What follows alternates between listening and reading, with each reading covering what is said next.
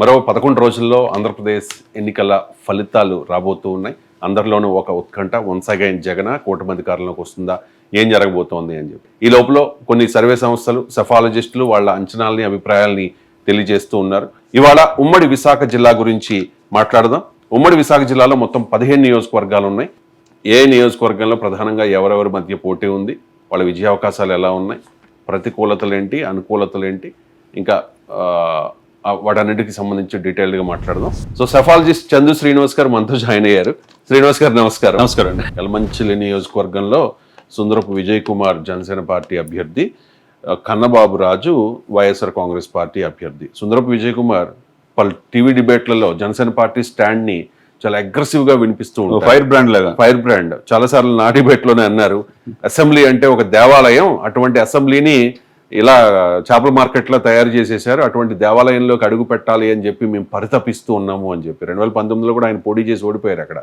So ఇప్పుడు కూటమి అభ్యర్థిగా ఉన్నారు, ఆయన గెలిచే అవకాశాలు ఉన్నాయని చెప్పి అందరూ అనుకుంటూ ఉన్నారు. మరి మీరేమంటారు? డెఫినెట్ గా 100% ఆయన ప్రజల్లో ఉన్నాడు. ఉద్యమాల్లో కేసులు పెట్టించుకున్నారు, పోలీసులు దెబ్బలు తిన్నాడు, ఆర్థికంగా స్థితిమంతుడు. వాళ్ళ బ్రదరు సుందరపు సతీష్ కూడా పార్టీలో చేరటం, ఆ బాధ్యత తూర్పు తీసుకోవటం ఈయన కలిసి వచ్చిన అంశం. దీనికి తోడు అందరికంటే ఎక్కువగా వాయిస్ తో, ఒక సబ్జెక్ట్ తో మాట్లాడతారు. మీరు అన్నట్టు డిబేట్ లో జనసేన వాణిని ఉత్తరాంధ్ర నుంచే కాకుండా రాష్ట్ర వ్యాప్తంగా వినిపించివేయాడు. కాబట్టి ఈయనకి ఆ విధంగా కూటమి అంతకు సపోర్ట్ చేయటం వల్ల సుందరపు విజయ్ కుమార్ ఇక్కడ ఎమ్మెల్యేగా గెలవబోతున్నారు. సామాజిక వర్గంలో కాపులు 31% ఉన్నారు ఇక్కడ. తర్వాత గౌర 24%, కొప్పుల వెలమ 14%, యాదవ 7%, మత్స్యకారులు 5%, శెట్టిబలిజ 5%. ఇవన్నీ సమీకరణలో భాగంగా ఏ విధంగా చూసినా కూటమికే ఎక్కువ. కూటమికే జై కొడతారు ఓటర్లు అంటారు యలమంచిలి నియోజకవర్గంలో. ఇక్కడ ఆత్మసాక్షి సర్వే చెప్తోంది ఇక్కడ టఫ్ ఫైట్ ఉండొచ్చు అని చెప్పి. కన్నబాబు రాజు నిజంగా సుందరపు విజయ్ కుమార్ కంటే చాలా ఆర్థికంగా స్థితిమంతుడు. ఆయన చాలా ఎలక్షనీరింగ్ బాగా చేశారు, డబ్బులు పంచారు అని చెప్పి అక్కడ వాళ్ళు అనుకుంటూ ఉన్నారు. అక్కడ వాళ్ళు అదే సమయంలో వీళ్ళ బ్రదర్ కూడా బాగా ఆర్థిక స్థితిమంతుడు. అంటే కన్నబాబు రాజుతో కంపేర్ చేస్తే అంత కాకపోవచ్చు.